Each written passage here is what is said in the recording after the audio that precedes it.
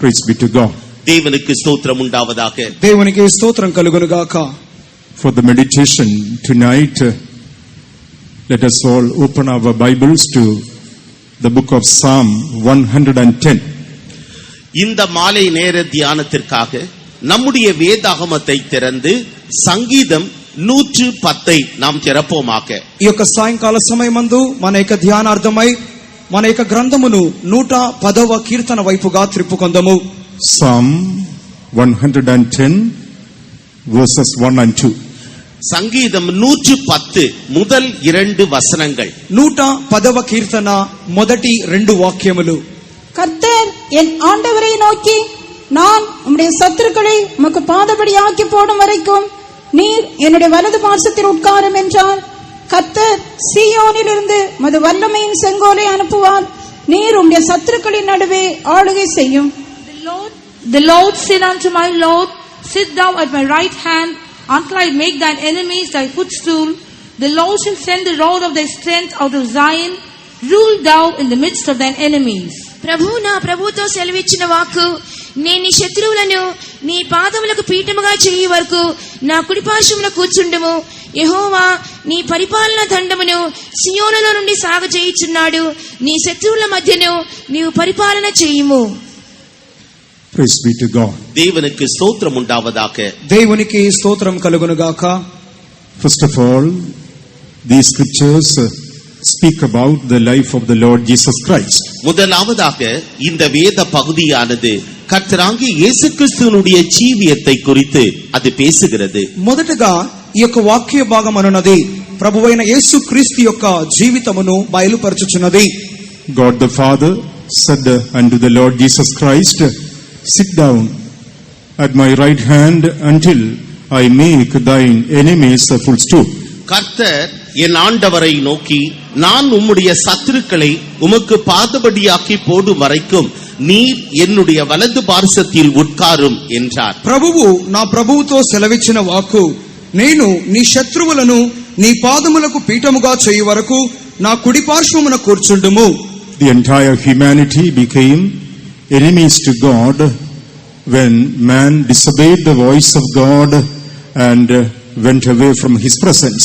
மனிதன் தேவனுடைய வார்த்தைக்கு கீழ்ப்படியாமை காட்டி அவருடைய சமூகத்தை விட்டு அவன் தூரே சென்ற பொழுது முழு மனித வர்க்கமும் பாவத்திற்குள்ளானது. దేవునికి మనుష్యుడు అవిధేయత చూపి దేవుని యొక్క సన్నిధానము నుండి దూరమైనప్పుడు సమస్త మానవ కోటి దేవుని దృష్టిలో పాపమునకు లోనయ్యున్నది. Man became the enemy of God in the sight of God. தேவனுடைய பார்வையிலே மனிதன் தேவனுக்கு முன்பாக சத்ருவாக அவன் காணப்பட்டார். దేవుని దృష్టిలో మానవుడు దేవునికి శత్రువుగా కనబడి ఉన్నాడు. Everyone who lives in this world is an enemy to God by his wicked works in his mind, says the word of God. தேவனுடைய வசனம் விளம்புகிற காரியம் என்னவென்றால், இந்த உலகத்திலே ஜீவிக்கிறதான ஒவ்வொருவரும் தங்களுடைய பாவ கிரியைகளினாலும் மனதின் பாவ கிரியைகளினாலும் அவர்கள் தேவனுக்கு சத்துருக்களாக காணப்படுகிறார்கள். మనుష్యుడు తన యొక్క మనస్సులోని పాప క్రియల మూలముగా దేవునికి శత్రువుగా మారుచున్నాడు అని దేవుని యొక్క వాక్యము సెలవిచ్చుచున్నది. But the Lord Jesus Christ was sent to this world in order to die for this enemy who is the man whom God created and make him to be the footstool of God. தேவன் மனிதனை உருவாக்கினார். அவரை மீட்கும்படியாக கர்த்தராகிய இயேசு கிறிஸ்துவை இந்த பூமிக்கு அனுப்பி அவரை ரத்தம் சேர்ந்த வைத்து அவரை அந்த மனிதனை அவருடைய பாதபடியாக்கி போடும்படியாக தேவன் தாமே இவ்விதமாக செய்தார். ఈ యొక్క శత్రువైనటువంటి మానవుడు తిరిగి దేవుని యొద్దకు వచ్చు నిమిత్తమై దేవుడు కల్వారి శిలువలో తను తాను అప్పగించుకొని ఆ యొక్క మానవునికి ఒక పాదపీఠముగా దేవుడు చేసి ఉన్నాడు. It is the will of God that everyone should become the footstool or the resting place of God.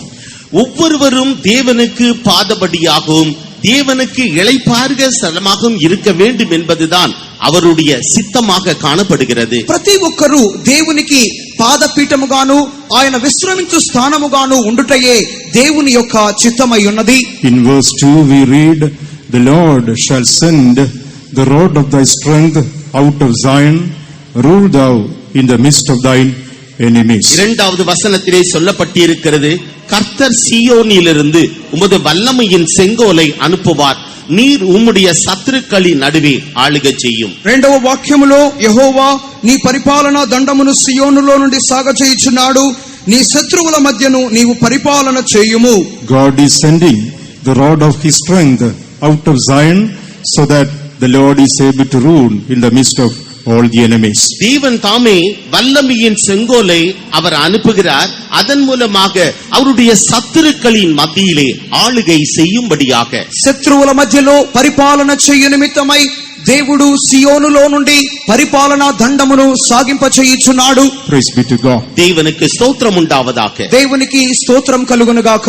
These scriptures can be applicable with our spiritual life too. இந்த வேத பகுதியானது நம்முடைய ஆவிக்குரிய ஜீவியத்திற்கும் அது ஒத்துப்போக கூடியதாக காணப்படுகிறது. ఈ యొక్క వాక్య భాగము కూడా మన ఆత్మీయ జీవితమునకు పోల్చదగినదిగా ఉన్నది.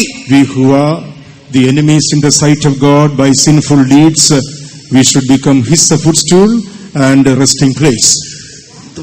பாவ கிரியைகளினாலே அவருடைய சத்துருக்களாக காணப்படுகிறதான நாம் அவருடைய அந்த பாதபடியிலேயும் அதே நேரத்திலே அவருடைய இளைப்பாறுதலின் ஸ்தலமாகவும் நாம் காணப்பட வேண்டும். పాపము వలన దురస్తులమైన మనము దేవుని యొక్క పాదపీఠముగాను విశ్రమ స్థానముగాను మనము ఉండగలము. The Lord will send the rod of his strength from Zion. சீயோனிலிருந்து தேவன் தாமே அவருடைய வல்லமையின் செங்கோலை அனுப்புவார். సియోనులో నుండి యెహోవా తన యొక్క పరిపాలన దండమును సాగచేయును. And we should rule in the midst of the enemies. நாம் அவருடைய சத்துருக்களின் நடுவிலே ஆளுகை செய்ய வேண்டும். మనము శత్రువుల మధ్య పరిపాలన చేయవలెను. Praise be to God. தேவனுக்கு ஸ்தோத்திரம் உண்டாவதாக. దేవునికి స్తోత్రం కలుగును గాక. When man was created, one of the blessings that he had received from God was dominion. மனிதன் சிருஷ்டிக்கப்பட்ட பொழுது அவனுக்கு கொடுத்ததான அந்த சுதந்திரத்தின் ஒரு பகுதிதான் ஆளுகை செய்வதென்பது. మనుషుడు సృష్టించబడినప్పుడు దేవుని యొద్ద నుండి అతడు పొందుకొనిన ఆశీర్వాదములలో ఒకటి ఏలుబడి. He was given the power to rule over everything that was created by God.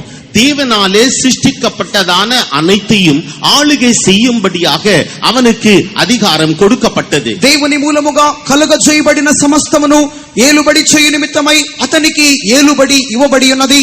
Till the day he was obedient to the voice of God, he was ruling over everything that was created by God. தேவனுடைய சத்தத்திற்கு எவ்வளவு காலத்திற்கு அவன் கீழ்ப்படிந்து கொண்டிருந்தானோ அவ்வளவு காலம் வரைக்கும் அவன் அந்த தேவனால் சிருஷ்டிக்கப்பட்டதான அனைத்தையும் ஆளுகை செய்து கொண்டு வருபவனாக அவன் காணப்பட்டான். దేవుని యొక్క మాటను అతడు ఎంతవరకు వినియున్నాడో అంతవరకు దేవుడు కలుగజేసిన సమస్తమును అతడు ఏలుబడి చేసి ఉన్నాడు. On the day he disobeyed the voice of God and transgressed the commandment of God, he became a slave to everything that was around him. என்றைக்கு அவன் தேவனுடைய சத்தத்திற்கு கீழ்ப்படியாமை காட்டி தேவனுடைய கட்டளைகளை அவன் மீறினானோ அன்றைக்கே அவன் தேவனால் சிருஷ்டிக்கப்பட்டதான அனைத்திற்கும் ஒரு அடிமையாக மாறி போனார். ఏనాడైతే దేవుని యొక్క మాటను అవిధేయత చూపి దేవుని యొక్క మాటకు అతిక్రమణ చూపి ఉన్నాడో ఆనాటి నుంచే దేవుడు కలుగజేసిన సమస్తమునకును ఈ మనుష్యుడు బానిసగా మార్చబడి ఉన్నాడు. The very same things that he was ruling over, dominating, began to rule over him from that day onwards. அந்த நாள் முதற்கொண்டு எவைகளெல்லாம் அவன் ஆண்டு கொண்டு வந்தானோ அந்த காரியங்கள் எல்லாம் இப்பொழுது அவனை ஆண்டு கொள்ள ஆரம்பித்தது. వేటినైతే ఇతడు ఏలుబడి చేసి ఉన్నాడో ఆ యొక్క దినము మొదలుకొని ఆ యొక్క కలుగ చేయబడిన కార్యములకు ఇతడే బానిసగా మార్చబడి ఉన్నాడు. That is why today we find that man is dominated by sin. ஆகவே தான் இன்றைக்கு மனிதன் பாவத்தினாலே ஆளுகை செய்யப்படுவதை நாம் காண்கின்றோம். అందు నిమిత్తముగానే ఈ దినములలో మానవుడు పాపము చేత ఏలుబడి చేయుట మనము చూడగలము.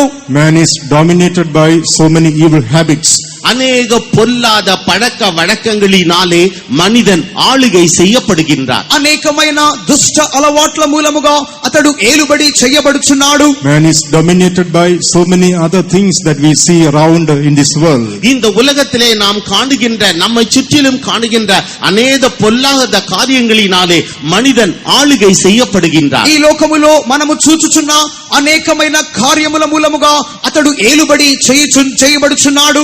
However, God doesn't want to leave this man to be dominated by the things that which are around him. எப்படி ஆயினும் மனிதனை சுற்றியுள்ள காரியங்களினாலே அவைகள் மனிதனை ஆண்டு கொள்ள தேவன் ஒருபோதும் விரும்புகிறதில்லை. ఈ విధముగా తాను కలుగజేసిన యొక్క వస్తువుల మూలముగా ఏనాడు మానవుడు ఆధిపత్యము చూపించబడకూడదు అని దేవుడు కోరుకొని ఉన్నాడు. God wants to bring this man to the place where he will be able to rule over everything once again. மறுபடியுமாக அவன் எல்லாவற்றையும் ஆளுகை செய்யும்படியான ஒரு ஸ்தலத்திற்கு அவனை கொண்டு வரும்படியாக தேவன் விரும்புகிறார். ఈ యొక్క మానవుడు తిరిగి సమస్తమును ఏలుబడి చేయనటువంటి ఒక స్థలమునకు మానవుని తీసుకొని రాగోరి ఉన్నాడు. Even last night we heard, to him that overcometh will him grant to sit with him in the throne of Jesus Christ. ஜெயம் கொள்ளுகிறவன் எவனோ அவன் இயேசு கிறிஸ்து இருக்கிறதான அதே சிங்காசனத்திலே அவரோடு உட்காரும்படிக்கு அருள் செய்யப்படும் என்று நேற்றைய தின இரவிலே நாம் கண்டோம். జయించిన వాడెవడో వాడు యేసు క్రీస్తు యొక్క సింహాసనములో ఆయనతో పాటు కూర్చుండబడును అని నిన్నటి రాత్రి కాలమందు వర్తమానములో వినియున్నాం. That is the ultimate purpose of God concerning the entire humanity who is found in this world. இந்த உலகத்திலே காணப்படுகிறதான முழு மனித வர்க்கத்தின் மீது தேவன் கொண்டிருக்கிறதான அந்த அநாதி நித்திய நோக்கம் இதுவே. ఈ విధముగా ఈ లోకములోని సమస్త మానవ కోటి మీద దేవుడు ఇటువంటి ఒక నిత్యమైన ఉద్దేశమును కలిగి ఉన్నాడు. To make us conquerors, that we will be able to rule with him in eternity. நாம் முற்றிலும் ஜெயம் பெற்றவர்களாக நித்தியத்திலே அவரோடு கூட ஆளுகை செய்யும்படியாக సంపూర్ణమైన జయము పొందిన వారముగా మార్చబడి నిత్యములో మనము ఆయనతో పాటు ఏలుబడి చేయవలెను. This is the calling by which God has called us. இத்தகைய அழைப்பினாலே தேவன் நம்மை அழைத்தார். ఇటువంటి పిలుపు చేతనే దేవుడు మనలను పిలిచి ఉన్నాడు. And our God is well able to fulfill what he has planned for us and take us to our destination, the very throne of God. நம்மிலே தேவன் என்னத்தை அவர் யோசித்தாரோ தீர்மானித்தாரோ அதன்படி அவர் நம்முடைய ஜீவியத்திலே செய்து நம்மை அவருடைய சிங்காசனத்திற்கு நம்மை எடுத்துச் செல்ல அவர் ஏற்றதும் வல்லமை உள்ள தேவனாக இருக்கிறார். దేవుడు మన పట్ల ఎట్టి ఉద్దేశమును కలిగి ఉన్నాడో ఆ యొక్క ఉద్దేశమును నెరవేర్చి మన యొక్క గమ్యమును మనలను చేర్చు నిమిత్తమై మన దేవుడు మిక్కిలి సమర్థుడై ఉన్నారు. Because our God is a faithful God and he is an able God. Shall we all praise God for that? நம்முடைய தேவன் உண்மையுள்ள தேவன். அதே நேரத்திலே இந்த காரியத்தை நம்முடைய ஜீவியத்தில் அவர் செய்ய வல்லவர். ஆகவே நாம் அவரை ஸ்தோத்திரிப்போம். మన దేవుడు సమర్థుడై ఉండి మన జీవితంలో ఈ కార్యములు చేయబోచున్నలాగున స్తోత్రించుదాము. Hallelujah, hallelujah, hallelujah, hallelujah, hallelujah, hallelujah, hallelujah. That is why we read in verse 2, the Lord shall send the rod of thy strength out of Zion. ஆகவே தான் இரண்டாவது வசனத்தில் இவ்விதமாக நாம் வாசிக்கிறோம், கர்த்தர் சீயோனிலிருந்து உமது வல்லமையின் செங்கோலை அனுப்புவார். రెండవ వాక్యములో చదువుచున్నాము, యెహోవా నీ పరిపాలన దండమును సియోనులో నుండి సాగచేయుచున్నాడు. The Lord shall send the rod of his strength out of Zion. கர்த்தர் சீயோனிலிருந்து உமது வல்லமையின் செங்கோலை அனுப்புவார். యెహోవా ఆయన యొక్క శక్తివంతమైన పరిపాలన దండమును సియోనులో నుండి బయలుదేర చేయుచున్నాడు. If we are to rule in the midst of our enemies, we must be found under the rod of God.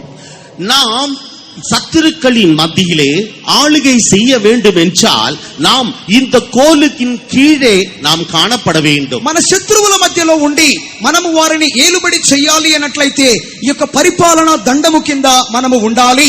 Only when we are found under the rod of God, we will be able to rule in the midst of our enemies. தேவனுடைய கோலின் கீழே நாம் காணப்படுவோம் என்றால் மாத்திரமே நம்முடைய சத்துருக்களின் மத்தியில் நம்மால் ஆளுகை செய்ய முடியும். దేవుని యొక్క రాజదండము కింద మనము ఉన్నప్పుడు మాత్రమే మన శత్రువులను మనము ఏలుబడి చేయగలము.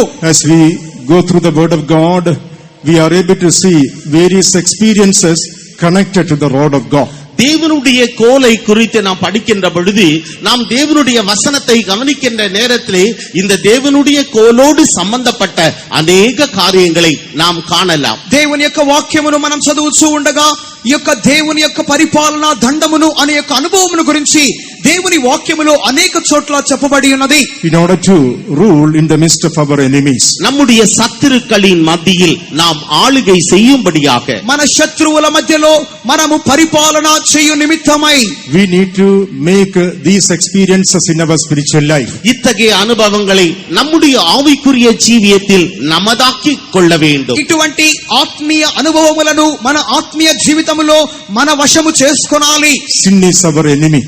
பாவம் நம்முடைய சத்துரு. పాపము మన శత్రువు. The world is our enemy. இந்த உலகம் நம்முடைய சத்துரு. ఈ లోకము మన శత్రువు. Flesh is our enemy. மாமிசம் நமது சத்துரு. శరీరము మన శత్రువు. Devil is our enemy. பிசாசு நம்முடைய சத்துரு. అపవాది మన శత్రువు. The pleasures of this world is our enemy. இந்த உலகத்தின் இன்பங்கள் அது நமக்கு ஒரு சத்துரு. ఈ లోక సుఖ భోగములు మన శత్రువు. All the curses that we see around, they all are our enemy. நம்மை சுற்றிலும் காணப்படுகிறதான சாபங்கள் அனைத்தும் நமக்கு சத்துருக்களாக அவைகள் காணப்படுகின்றது. మన చుట్టూ ఆవరించి ఉన్న శాపములన్నీ మన శత్రువుగా ఉన్నవి. So many evil spirits and unclean spirits are there in this world. They all are our enemies. இந்த உலகத்திலே பொல்லாத ஆவிகளும் அசுத்த ஆவிகளும் காணப்படுகிறது. அவைகள் எல்லாமே நமக்கு சத்துருக்கள். ఈ లోకములోని అపవిత్రాత్మలన్నీ మన శత్రువులై ఉన్నవి. Sicknesses and diseases are our enemies. வியாதிகள் பலவீனங்கள் இவைகள் எல்லாம் நம்முடைய சத்ரு. వ్యాధులు బలహీనతలు ఇవన్నీ మన శత్రువు. St. Paul says the death is the last enemy which we will overcome. பரிசுத்த பவுல் சொல்லுகிறார் மரணம் கடைசி சத்ரு, அதை நாம் மேற்கொள்ள வேண்டும் என்கிறார். మరణము చివరి శత్రువు, దానిని మనం జయించవలెను అని అపోస్తలుడైన పౌలు సెలవిచ్చుచున్నాడు. While we are living upon this earth, இந்த பூமியிலே நாம் ஜீவிக்கின்ற பொழுது, ఈ భూమి మీద మనము జీవించుచున్నప్పుడు we need to be found under the rod of God so that we will be able to rule over all these enemies. இத்தகைய சத்துருக்களை எல்லாவற்றையும் நாம் ஆளுகை செய்யும்படியாக தேவனுடைய கோலுக்கு கீழே நாம் காணப்பட வேண்டும். ఈ యొక్క శత్రువులందరినీ జయించు నిమిత్తమై మనము దేవుని యొక్క పరిపాలన దండము కింద ఉండాలి. Various experiences are compared to the rod of God in the word of God. தேவனுடைய வசனத்திலே தேவனுடைய கோலுக்குரியதான அநேக அனுபவங்கள் காணப்படுகின்றது. దేవుని యొక్క పరిపాలన దండము అనే వాటిని గురించి దేవుని వాక్యములో అనేక అనుభవములు చెప్పబడుచున్నవి. Tonight we would like to present before you 9 experiences connected to the rod of God. தேவனுடைய கோலுக்குரியதான 9 விதமான அனுபவங்களை இந்த இரவிலே உங்களுக்கு முன்பாக நாங்கள் சமர்ப்பிக்கின்றோம். దేవుని యొక్క పరిపాలన దండము అనే అంశమును గురించి దేవుని వాక్యములో 9 అనుభవములను మీతో చెప్పగోరుచున్నాను. In order to rule in the midst of our enemies, நம்முடைய சத்துருக்களின் மத்தியில் நாம் ஆளுகை செய்யும்படியாக మన శత్రువుల మధ్యలో మనము పరిపాలన చేయు నిమిత్తమై we need to make these experiences our own when we are in this life. இந்த ஜீவியத்தில் நாம் இருக்கும் பொழுதுதானே இத்தகைய அனுபவங்களை நமக்கு சொந்தமாக நாம் மாற்றிக்கொள்ள வேண்டும். ఈ జీవితము చేయించినప్పుడే ఈ అనుభవములన్నిటిని మన యొక్క స్వంతముగా చేసుకొనాలి. If it is so, our enemies will not rule over us, but we will be able to dominate them. அப்படி என்றால் நம்முடைய சத்துருக்கள் ஒருபோதும் நம்மை ஆளுகை செய்ய மாட்டார்கள். நாமோ அவர்களை மேற்கொண்டு அவர்களை ஆளுகை செய்வோம். ఈ విధముగా ఉన్నప్పుడు మన శత్రువులు మనలను జయించలేరు. మనమే మన శత్రువులను జయించి వాటిని ఏలుబడి చేయుదము. Finally, we will be able to sit on his throne in eternity and rule and reign with him. முடிவிலே நாம் அவரோடு கூட அவருடைய சிங்காசனத்தில் நித்தியத்திலே நாம் வீற்றிருந்து அவரோடு கூட நாம் ஆளுகை செய்வோம். చివరిగా మనము ఆయన సింహాసనములో ఆయనతో పాటు ఉండి నిత్యములో ఆయనతో పాటు ఏలుబడి చేయుదము. 9 experiences can be seen tonight from the word of God in connection with this rod. இந்த தேவனுடைய கோலினுடைய அடிப்படையிலே 9 விதமான அனுபவங்களை நாம் தேவனுடைய வசனத்திலே நம்மால் காண முடியும். ఈ యొక్క దేవుని యొక్క పరిపాలనా దండము అనే అంశములకు సంబంధించి దేవుని వాక్యములో 9 అనుభవములను మనము చూడగలము. When we turn to the book of Exodus chapter 4, யாத்ராகமம் 4ஆம் அதிகாரத்தை நாம் திருப்புகின்ற போது నిర్గమకాండము 4వ అధ్యాయము వైపుగా మనం తిప్పినప్పుడు Exodus chapter 4 and verses 2 and 4, 2 to 4. யாத்ராகமம் 4ஆம் அதிகாரம் 2 முதல் 4 வசனங்கள். నిర్గమకాండము 4వ అధ్యాయము 2 నుండి 4వ వాక్యం వరకు. கர்த்தர் அவனை நோக்கி, உன் கையில் இருக்கிறது என்ன என்றார். ஒரு கோல் என்றான். அதை தரையிலே போடு என்றார். அவன் அதை தரையிலே போட்டபோது அது சர்ப்பமாயிற்று. மோசே அதற்கு விலகி ஓடினான். அப்பொழுது கர்த்தர் மோசேயை நோக்கி, உன் கையை நீட்டி அதன் வாலை பிடி என்றார். அவன் தன் கையை நீட்டி அதை பிடித்தபோது அது அவன் கையிலே கோலாயிற்று. And the Lord said unto him, What is that in thine hand? And he said, A rod. And he said, Cast it on the ground. And he cast it on the ground, and it became a serpent. And Moses fled from before it. And the Lord said unto Moses, Put forth thine hand and take it by the tail. And he put forth his hand and caught it, and it became a rod in his hand. Praise be to God. தேவனுக்கு ஸ்தோத்திரம் உண்டாவதாக. దేవునికి స్తోత్రం కలుగును గాక. Here we read about the rod that was in the hand of Moses. மோசேயினுடைய கையிலே காணப்பட்டதான ஒரு கோலை குறித்து நாம் இங்கு வாசிக்கின்றோம். మోషే చేతిలో ఉన్నటువంటి ఆ యొక్క కర్ర లేక దండమును గురించి మనం ఇక్కడ చదివి ఉన్నాం. God told him to cast it on the ground. கர்த்தர் அவனை நோக்கி நீ அதை கீழே தரையிலே போடு என்று சொன்னார். దేవుడు మోషేను చూచి నీవు దానిని నేలన పడవేయుము. And it became a serpent. அது உடனடியாக சர்ப்பமாக மாறி போயிற்று. అది వెంటనే పాముగా మారి ఉన్నది. Again God told him to put forth his hand and take it by the tail. மறுபடியுமாக கர்த்தர் மோசேயை நோக்கி உன்னுடைய கையை நீட்டி அதன் வாலை பிடி என்று சொன்னார். తిరిగి యెహోవా మోషేతో నీ చెయ్యి చాపి దాని తోకను పట్టుకొనుము. And he caught it, and it became rod in his hand. அவன் தன் கையை நீட்டி அதை பிடித்த பொழுது அது அவன் கையிலே கோலாயிற்று. దానిని పట్టుకొనగానే అది అతని చేతిలో కర్ర ఆయను. What does this rod show in our spiritual life? நம்முடைய ஆவிக்குரிய ஜீவியத்தில் இந்த கோல் என்னத்தை காண்பிக்கிறது? మన ఆత్మీయ జీవితంలో ఈ యొక్క కర్ర దేనిని చూపుచున్నది? The power in the word of God.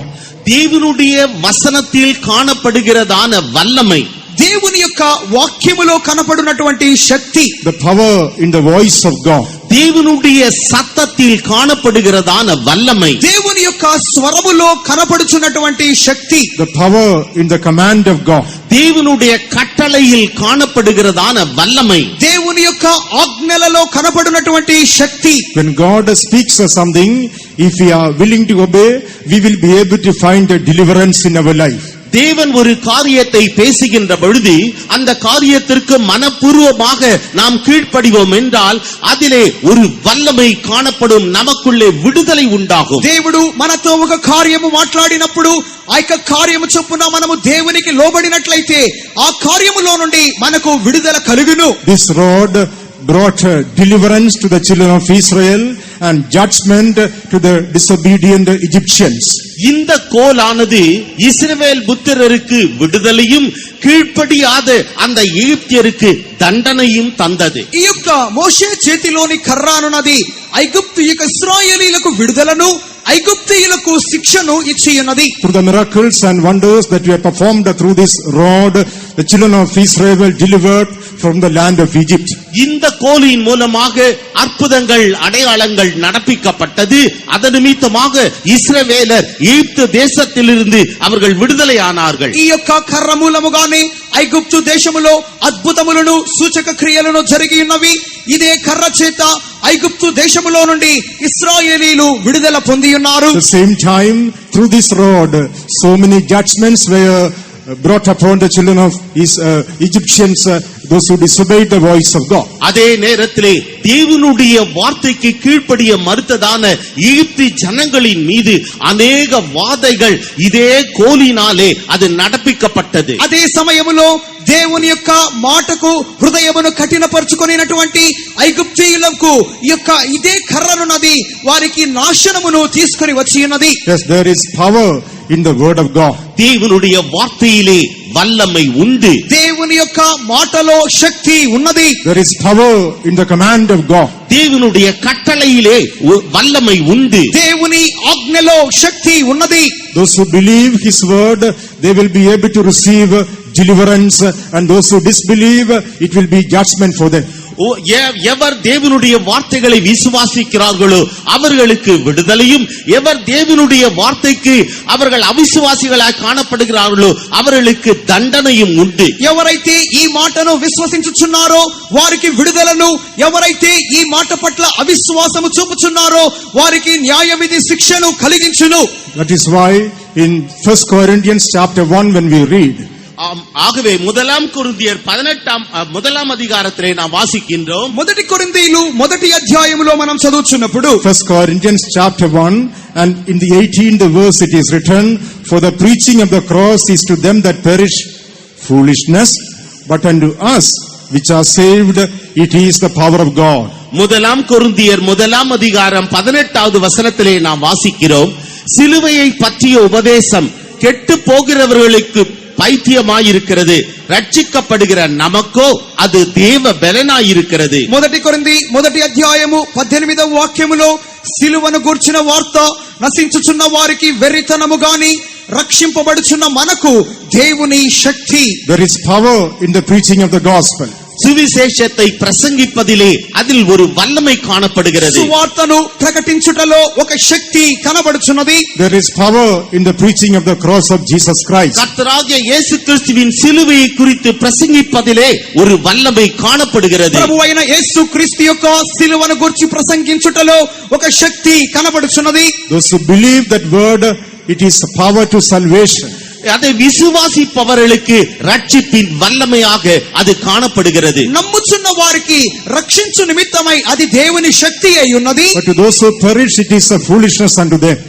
என்றாலும் கெட்டு போகிறவர்களுக்கோ அது பைத்தியமாக தோன்றுகிறது. కానీ నశించుచున్న వారికైతే ఇది వెర్రితనముగా ఉన్నది. Even tonight God is sending his rod of gospel in our midst. இந்த இரவிலேயும் கூட தேவன் சுவிசேஷத்தின் கோலை நம்முடைய மத்தியிலே அவர் அனுப்புகிறார். ఈ రాత్రి కాలములో కూడా దేవుడు తన యొక్క సువార్త అను దండమును మన మధ్యలోనికి పంపుచున్నాడు. On the cross of Calvary, our Jesus died on our behalf. Kalvari சிலுவையிலே நமக்காக நம்முடைய கர்த்தராகிய இயேசு கிறிஸ்து மரித்தார். మన నిమిత్తమై కల్వారి శిలువలో మన ప్రభువైన యేసు క్రీస్తు మరణించి ఉన్నాడు. He took away our sins and died in the place where we were to die. நம்முடைய பாவங்களை ஏற்றுக்கொண்டு நாம் மரிப்பதற்கு பதிலாக நம்முடைய இடத்திலே அவர் மரித்தார். మనము మరణించుటకు బదులుగా మన పాపములను ఆయన భరించి మన స్థానములో ఆయన మరణించి ఉన్నాడు. The chastisement which was to come upon us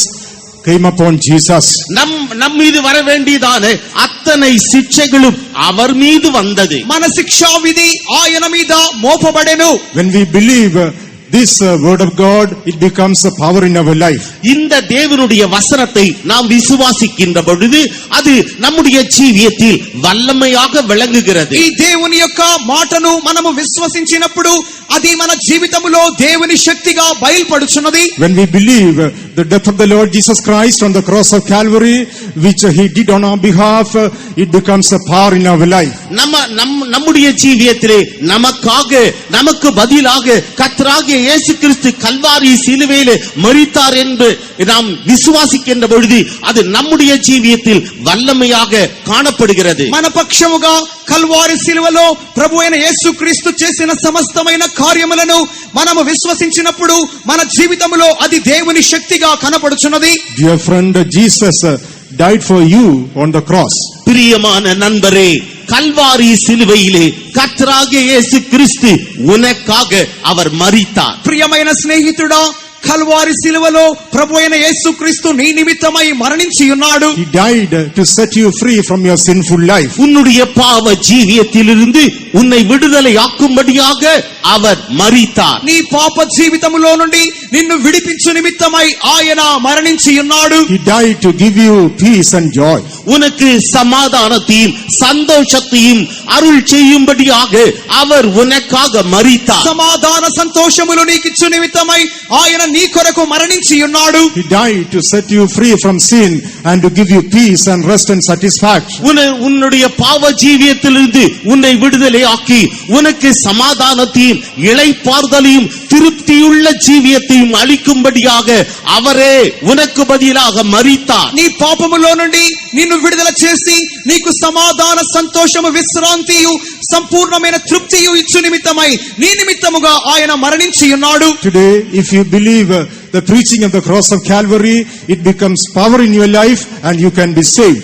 இன்றைக்கு அந்த கல்வாரி சிலுவை குறித்ததான அந்த சத்தியத்தை நீ விசுவாசிப்பாய் என்றால் உன்னுடைய ஜீவியத்திலே அது வல்லமையாக காணப்படும். ఈ దినమందు కల్వారి శిలువను గూర్చిన ఆ యొక్క మాటను నీవు నీ హృదయములో విశ్వసించినట్లయితే అది నీ జీవితములో దేవుని శక్తిగా మార్చబడును. If you just believe the power in the preaching of the cross of Calvary, you can be saved from your sinful life and live a blessed life upon this earth. Kalvari சிலுவை குறித்ததான அந்த சுவிசேஷத்தை நீ அப்படியே விசுவாசித்து ஏற்றுக்கொள்வாய் என்றால் உன்னுடைய ஜீவியத்தில் வல்லமையை விளங்க பண்ணுவது மாத்திரமல்ல உன்னுடைய ஜீவியத்திற்கு அது ஆசீர்வாதமாக காணப்படும். నీవు ఉన్న స్థానములోనే కల్వారి శిలువను గుర్చిన సువార్తను ఉన్నది ఉన్నట్లుగా నీవు నమ్మినట్లయితే అది నీ జీవితంలో ఒక విడుదలను కలిగించి శక్తిని చూపించి ఈ జీవితం ఇక భూమి మీద ఆశీర్వాదకరమైన జీవితం నీకు జరిగించును. You came to the presence of God with various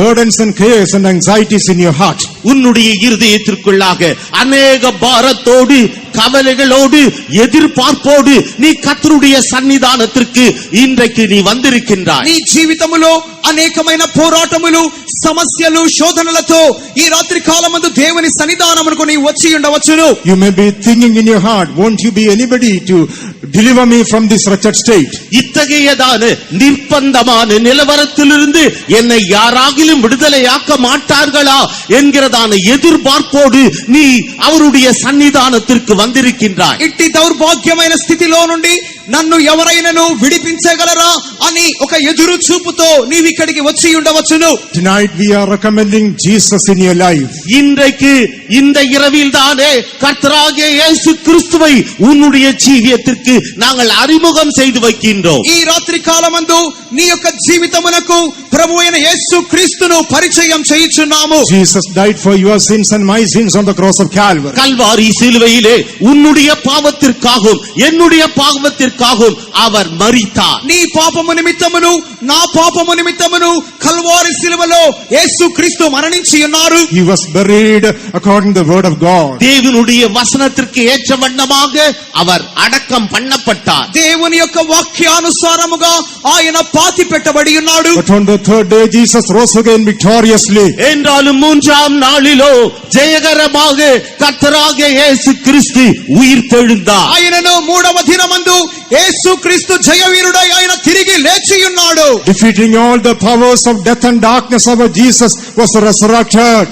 எல்லா விதமான அந்தகாரத்தின் வல்லமைகளையும் மரண வல்லமைகளையும் முறியடித்தவராக கர்த்தராகிய இயேசு கிறிஸ்து உயிர்த்தெழுந்தார். మరణాంధకార శక్తులన్నిటినీ జయించి యేసు క్రీస్తు తిరిగి పునరుత్థానుడై ఉన్నాడు. Our Jesus rose again and tonight he is moving in our midst. நம்முடைய கர்த்தராகிய இயேசு கிறிஸ்து உயிர்த்தெழுந்து இந்த மாலை நேரத்திலே நம்முடைய மத்தியில் அவர் உலாவிக் கொண்டிருக்கிறார். మన ప్రభు అయిన యేసు క్రీస్తు పునరుత్థానుడైన దేవుడుగా ఈ రాత్రి కాలమందు మన మధ్యలో సంచారం చేయుచున్నారు. Our Jesus is a living God. நம்முடைய இயேசு ஜீவனுள்ள தேவன். మన యేసు క్రీస్తు సజీవుడైన దేవుడు. Our Jesus is a prayer answering God. நம்முடைய இயேசு கிறிஸ்து நம்முடைய ஜெபத்திற்கு பதில் தருகிற தேவன். మన యేసు క్రీస్తు మన ప్రార్థనలకు జవాబిచ్చు దేవుడు.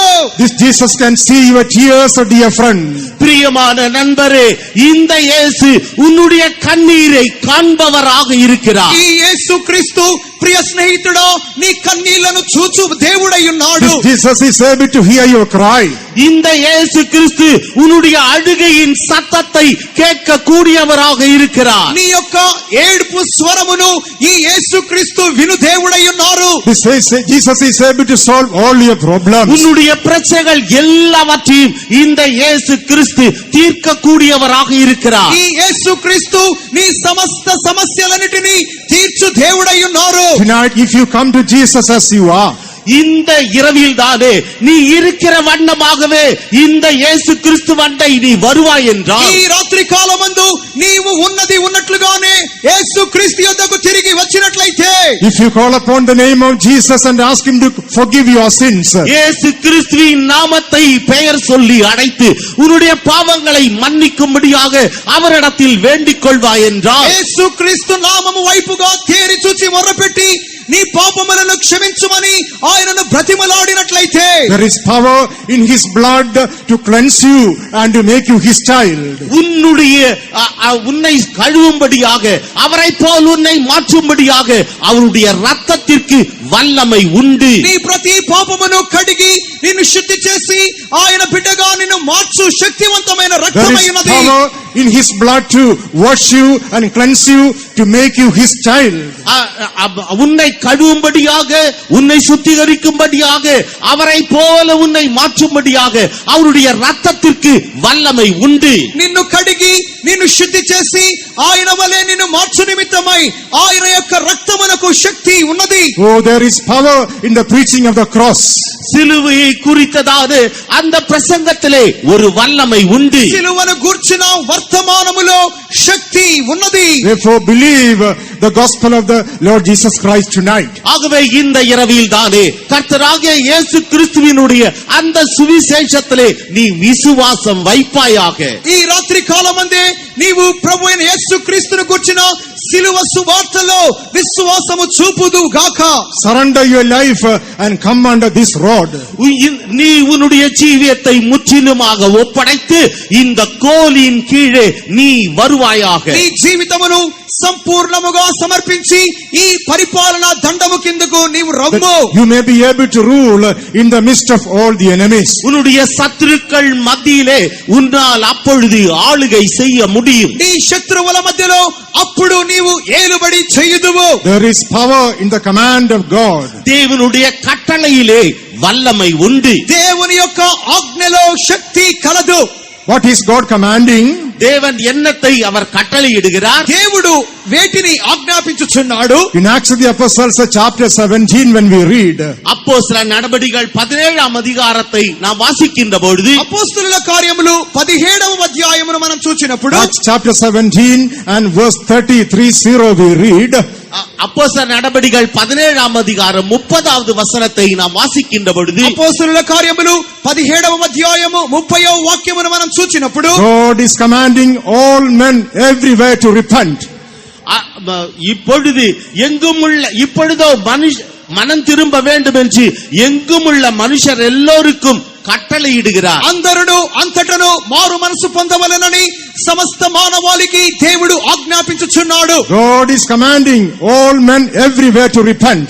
மனம் திரும்ப வேண்டும் என்று எங்குமுள்ள மனுஷர் எல்லோருக்கும் கட்டளையிடுகிறார். అందరును అంతటను మారు మనసు పొందవలెను అని మనుషులకు దేవుడు ఆజ్ఞాపించుచున్నాడు. If you repent for your sins, உங்களுடைய பாவங்களுக்காக நீ மனஸ்தாபப்படுவாய் என்றால், నీ పాపముల నిమిత్తమై నీవు పశ్చాత్తాపపడినట్లయితే, you can come under the rod of God tonight. இந்த இரவில் தானே தேவனுடைய கோலுக்கு கீழே நீ வருவாய். ఈ రాత్రి కాలమందే నీవు దేవుని యొక్క దండము కిందికి వచ్చెదవు.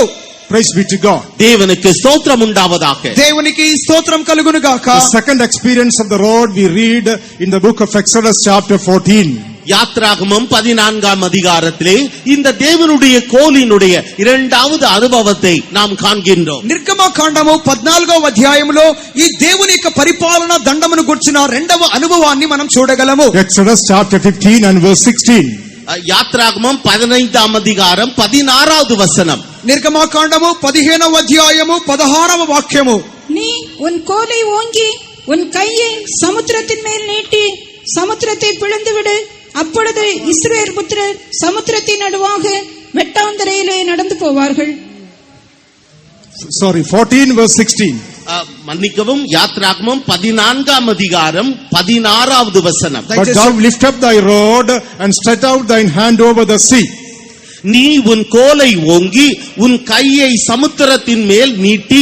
14వ అధ్యాయం 16వ వాక్యములో నీవు నీ కర్రను ఎత్తి ఆ సముద్రము వైపు నీ చెయ్యి చాపి. Praise be to God. தேவனுக்கு ஸ்தோத்திரம் உண்டாவதாக. దేవునికి స్తోత్రం కలుగును గాక. Moses lifted up the rod and he stretched out upon the sea. இப்பொழுது மோசே அந்த கோலை உயர்த்தி பிடித்து அந்த சமுத்திரத்திற்கு மேலாக அவன் நீட்டுகின்றான். ఇప్పుడు మోషే తన కర్రను ఎత్తి తన చేతిని సముద్రము వైపుగా చాపి ఉన్నాడు. The sea was divided. இப்பொழுது சமுத்திரம் இரண்டாக பிளந்தது. ఇప్పుడు సముద్రము రెండు పాయలుగా చీలెను. And the children of Israel crossed over the Red Sea through the dry land. இப்பொழுது இஸ்ரவேல் புத்திரர் அந்த சமுத்திரத்தினூடாக ஒரு வறண்ட நிலத்தை கடந்து செல்வது போல அவர்கள் கடந்து சென்றார்கள். అప్పుడు ఇశ్రాయేలీలు సముద్రము మధ్యన ఆరిన నేల మీద వారు నడిచి వెళ్ళి ఉన్నారు. We know that this experience speaks about the truth of water baptism which God has commanded that we may obey. இந்த சம்பவமானது நாம் கீழ்ப்படியத்தக்கதாக தேவன் நமக்கு தந்ததான தண்ணீர் ஞானஸ்தான சத்தியத்தை இது காண்பிக்கிறது. ఈ యొక్క అనుభవం అనున్నది మనము లోబడు నిమిత్తమై దేవుడు మనకిచ్చినటువంటి నీటి బాప్తిస సత్యము లేక ఆజ్ఞను చూపుచున్నది. It is essential for every child of God to obey the truth of water baptism in order to enter the kingdom of God. தேவனுடைய ராஜ்யத்தில் பிரவேசிக்கும்படியாக ஒவ்வொரு தேவனுடைய பிள்ளையும் தண்ணீர் ஞானஸ்தான சத்தியத்திற்கு கீழ்ப்படிய வேண்டியது அவசியமாகிறது. దేవుని యొక్క రాజ్యములో ఒక దేవుని బిడ్డ ప్రవేశించు నిమిత్తమై ఈ యొక్క నీటి బాప్తిస సత్యమునకు లోబడవలసిన అవసరమై ఉన్నది. Praise be to God. தேவனுக்கு ஸ்தோத்திரம் உண்டாவதாக. దేవునికి స్తోత్రం కలుగును గాక. The third experience of the rod we read in the book of Exodus chapter 17. யாத்ராகமம் 17ஆம் அதிகாரத்திலே இந்த கோலினுடைய மூன்றாவது அனுபவத்தை குறித்து நாம் வாசிக்கின்றோம். నిర్గమకాండము 17వ అధ్యాయంలో ఈ దండమును గుర్చిన మూడవ అనుభవము చెప్పబడుచున్నది. Book of Exodus chapter 17 and verse 5. யாத்ராகமம் 17ஆம் அதிகாரம் 5வது வசனம். నిర్గమకాండము 17వ అధ్యాయము 5వ వాక్యము. அப்பொழுது கர்த்தர் மோசேயை நோக்கி, நீ இஸ்ரவேல் மூப்பரில் சிலரை உன்னோடே கூட்டிக் கொண்டு நீ நதியை அடித்து உன் கோலை உன் கையிலே பிடித்துக்கொண்டு ஜனங்களுக்கு முன்னே நடந்து போ. And the Lord said unto Moses, Go on before the people, and take with thee of the elders of Israel, and thy rod wherewith thou smotest the river, take in thine hand and go.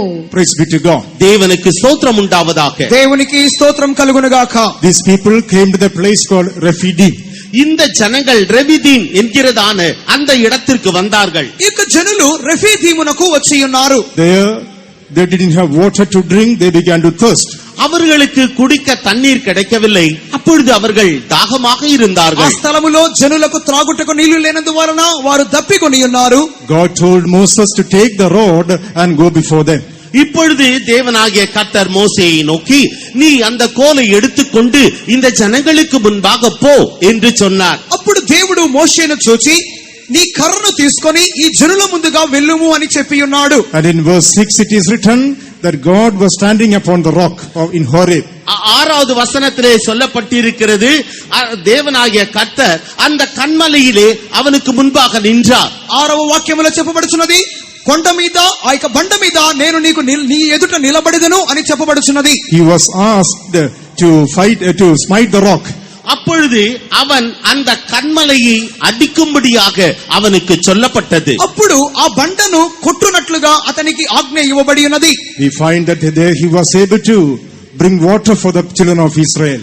அது நிமித்தமாக இஸ்ரவேல் புத்திரருக்கு குடிக்கும்படியாக அவன் தண்ணீரை கொடுக்க கூடியதாக அங்கு காணப்பட்டது. దాని మూలముగా ఇశ్రాయేలు ప్రజలకు త్రాగు నిమిత్తమై నీళ్లు ఇవ్వబడినట్లుగా అక్కడ చదువుచున్నాం. This experience speaks about the baptism of the Holy Ghost that we have to receive in our Christian journey. நம்முடைய கிறிஸ்துவ யாத்திரையிலே நாம் பெற்றுக்கொள்ள வேண்டியதான பரிசுத்த ஆவியின் அபிஷேகத்தை இந்த அனுபவம் நமக்கு குறிப்பிடுகிறது. ఈ యొక్క అనుభవం అన్నది మన యొక్క ఆత్మీయ జీవితంలో మనం పొందుకొనవలసిన పరిశుద్ధాత్మ అనుభవాన్ని ఇది చూపుచున్నది. In order to quench the thirst of our life, we need to drink from the river of the Holy Ghost. நம்முடைய ஜீவியத்தின் தாகத்தை தீர்க்கும்படியாக பரிசுத்த ஆவியின் நதியிலிருந்து நாம் குடிக்க வேண்டியவர்களாக இருக்கின்றோம். మన జీవితం యొక్క ఆత్మీయ దప్పికను తీర్చుకొను నిమిత్తమై పరిశుద్ధాత్మ అను నదిలోని జలములను మనము త్రాగాలి. Jesus said, if any man thirst, let him come unto me and drink.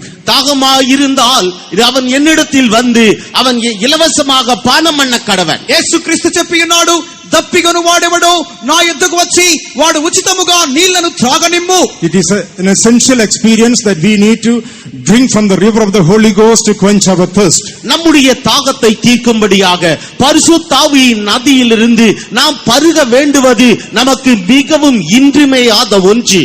మనము మన యొక్క దప్పికను తీర్చుకొను నిమిత్తమై పరిశుద్ధాత్మ అను నదిలో నుండి నీళ్లను తాగుట మనకు మధురముగా ఉండును. The first and the foremost sign that we are filled with the Holy Ghost is speaking in tongues.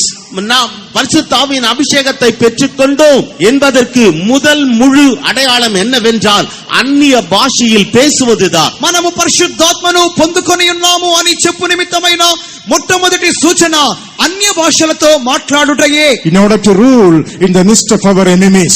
நம்முடைய சத்துருக்களின் மத்தியில் நாம் ஆளுகை செய்யும்படியாக మన శత్రువుల మధ్యలో మనము ఏలుబడి చేయు నిమిత్తమై We need to come under the rod of God, which is the baptism of the Holy Ghost. பரிசுத்த ஆவியின் அபிஷேகம் என்று சொல்லுகிறதான இந்த அனுபவத்தில் நாம் தேவனுடைய கோலின் கீழே வந்து சேர வேண்டும். పరిశుద్ధాత్మ అనుభవము అని చెప్పబడుచున్నటువంటి ఈ యొక్క అనుభవం మూలముగా దేవుని యొక్క దండము కిందికి మనము రావలెను. Our inner man must be filled with the power of God. நம்முடைய உள்ளான மனுஷன் தேவனுடைய வல்லமையினாலே நிரப்பப்பட வேண்டும். మన అంతరంగ పురుషుడు దేవుని శక్తి చేత నింపబడాలి. We need to be strong in the Lord and in the power of his might. நாம் கர்த்தரிலும் அவருடைய சத்துவத்தின் வல்லமையிலும் பலப்பட வேண்டும். మనము ప్రభువునందును ఆయన యొక్క బలమునందును మనము బలపరచబడాలి. Praise be to God. தேவனுக்கு ஸ்தோத்திரம் உண்டாவதாக. దేవునికి స్తోత్రము కలుగును గాక. If you haven't received the Holy Ghost thus far, இம்மட்டுமாக நீங்கள் பரிசுத்த ஆவியின் அபிஷேகத்தை பெறாமல் இருந்தால், ఇంతవరకు మీరు పరిశుద్ధాత్మిక అభిషేకమును పొందకుండా ఉన్నట్లయితే, dear child of God, wait upon the Lord and claim the promise of the Father and be filled with the baptism of the Holy Spirit. பிரியமான தேவனுடைய பிள்ளையே, நீ கர்த்தரிலே காத்திருப்பாயாக. அவருடைய வாக்குத்தத்தங்களை விசுவாசித்து அவருடைய அந்த பரிசுத்த ஆவியின் அபிஷேகத்தை நீ பெற்றுக்கொள்வாயாக. ప్రియమైన దేవుని బిడ్డ, నీవు దేవుని కొరకు కనిపెట్టి ఆయన వాగ్దానములను నమ్మి పరిశుద్ధాత్మిక అభిషేకమును పొందుకొనుము. You need to come under the rod of God. நீ அதற்காக தேவனுடைய கோலின் கீழே வந்தடைய வேண்டும். దాని మూలముగా నీవు దేవుని యొక్క దండము క్రిందికి రావలెను. Praise be to God. தேவனுக்கு ஸ்தோத்திரம் உண்டாவதாக. దేవునికి స్తోత్రం కలుగును గాక. When we read in the book of Exodus chapter 17, யாத்ராகமம் 17ஆம் அதிகாரத்தை நாம் வாசிக்கின்ற போது, నిర్గమకాండము 17వ అధ్యాయమును మనం చదివినప్పుడు, Exodus chapter 17 and verses 9 to 11. யாத்ராகமம் 17ஆம் அதிகாரம் 9 முதல் 11 வசனங்கள் வரை. నిర్గమకాండము 17వ అధ్యాయము 9 నుండి 11వ వాక్యం వరకు. அப்பொழுது மோசே யோசுவாவை நோக்கி, நீ நமக்காக மனிதரை தெரிந்து கொண்டு புறப்பட்டு அமலேக்கோடு யுத்தம் பண்ணு. நாளைக்கு நான் மலையுச்சியில் தேவனுடைய கோலை என் கையில் பிடித்துக் கொண்டு நிற்பேன் என்றான். யோசுவா தனக்கு மோசே சொன்னபடியே செய்து அமலேக்கோடு யுத்தம் பண்ணினான். மோசேயும் ஆரோனும் ஊர் என்பவனும் மலையுச்சியில் ஏறினார்கள். மோசே தன் கையை ஏறெடுத்திருக்கையில் இஸ்ரவேலர் மேற்கொண்டார்கள். அவன் தன் கையை தாழ விடுகையில் அமலேக்கு மேற்கொண்டான். And Moses said unto Joshua, choose out men and go out, fight with Amalek.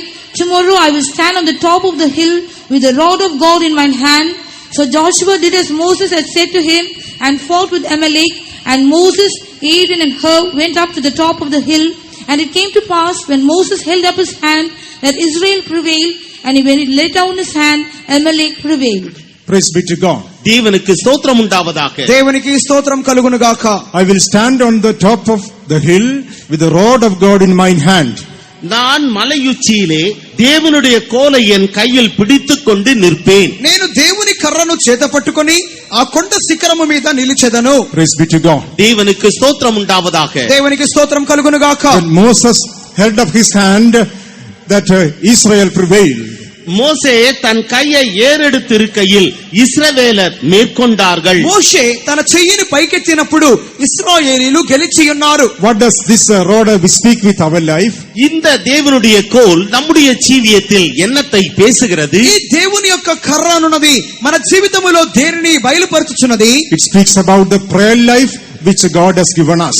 தேவன் நமக்கு தந்திருக்கிறதான ஜெப ஜீவியத்தை இது குறிப்பிடுகிறது. దేవుడు మనకిచ్చినటువంటి ప్రార్థనా జీవితమును చూపుచున్నది. If we are to rule in the midst of our enemies, நம்முடைய சத்துருக்களின் மத்தியிலே நாம் ஆளுகை செய்ய வேண்டும் என்றால், మన శత్రువుల మధ్యలో మనము ఏలుబడి చేయవలెనంటే, we need to come under this rod in our spiritual life. நம்முடைய ஆவிக்குரிய ஜீவியத்திலே நாம் இந்த கோலின் கீழ் வர வேண்டியவர்களாக இருக்கின்றோம். మన ఆత్మీయ జీవితములో మనము ఈ యొక్క దండము కిందికి రావాల్సిన వారమై ఉన్నాము. That is why in 1 Timothy chapter 2 when we read, முதலாம் தீமோத்தேயு 2ஆம் அதிகாரத்திலே நாம் வாசிக்கின்றோம். మొదటి తిమోతి 2వ అధ్యాయములో మనం చదువుచున్నాము. 1 Timothy chapter 2 and verse 8 it is written, முதலாம் தீமோத்தேயு 2ஆம் அதிகாரம் 8ஆம் வசனத்திலே எழுதப்பட்டு இருக்கிறது. మొదటి తిమోతి 2వ అధ్యాయము 8వ వాక్యములో చెప్పబడుచున్నది, அன்றியும் புருஷர்கள் கோபமும் தர்க்கமும் இல்லாமல்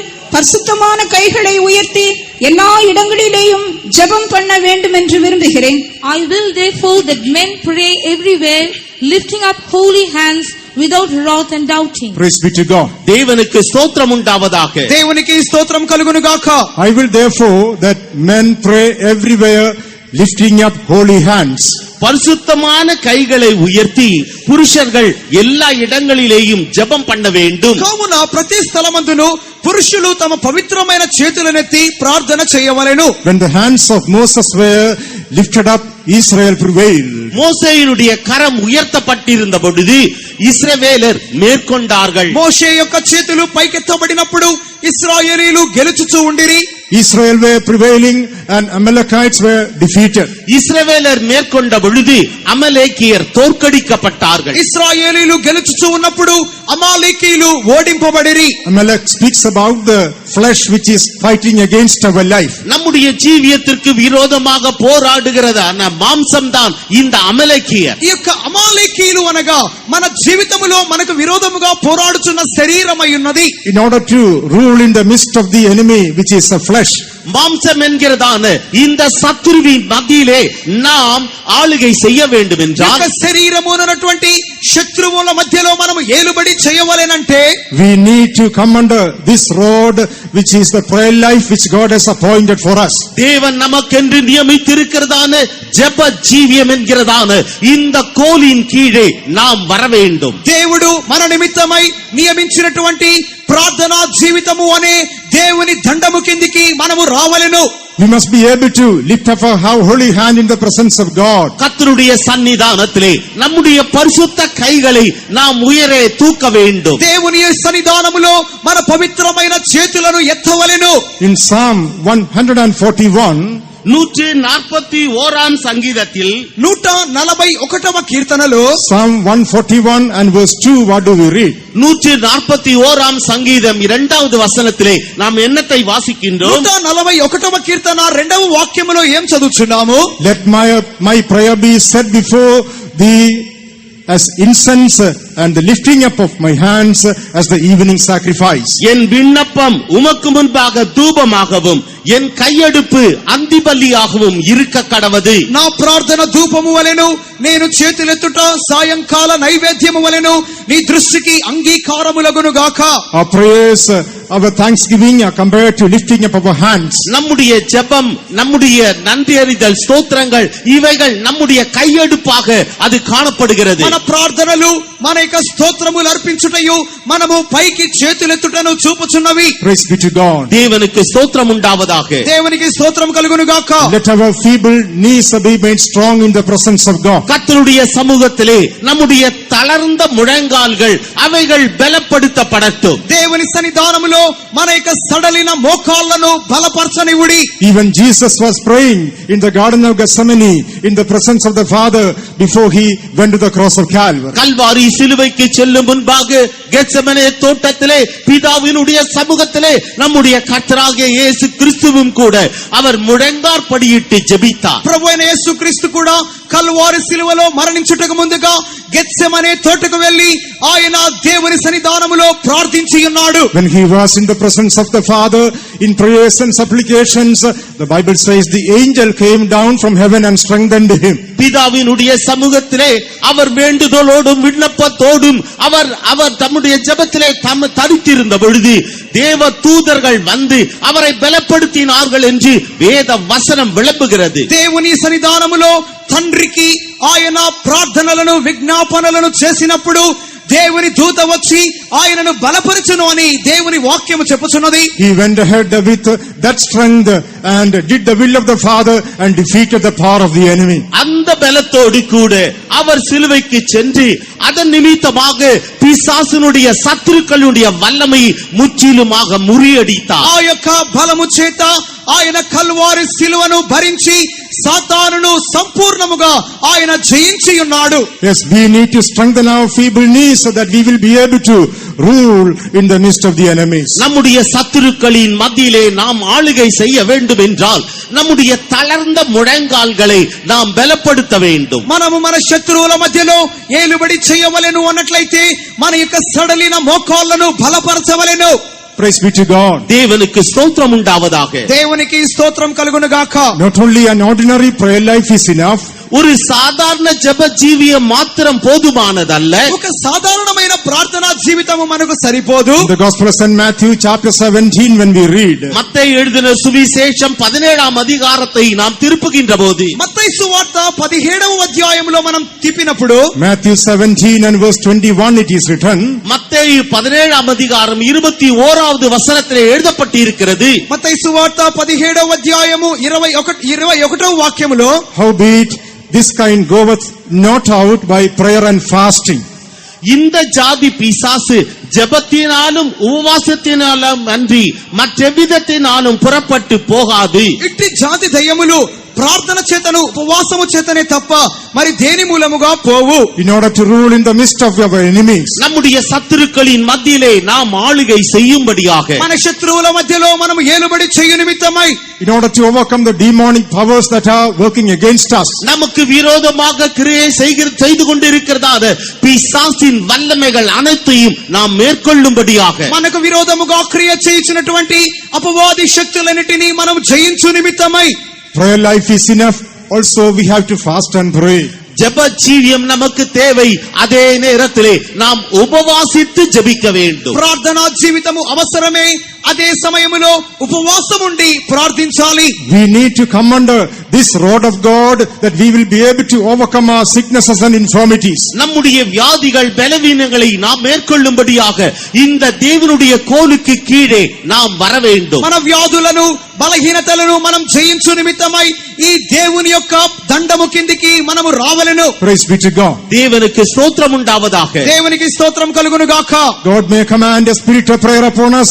Shall we open our heart and lift up our voice and praise God for that? தேவன் தாமே நமக்குள்ளே இந்த ஜெப ஜீவியத்தை கட்டளையிடும்படியாக நாம் நம்முடைய கரங்களை உயர்த்தி நாம் அவரை ஸ்தோத்திரிப்போமாக. దేవుడు ప్రార్థనా జీవితం ఇచ్చినట్లుగా చేతులెత్తి స్తోత్రించుదాము.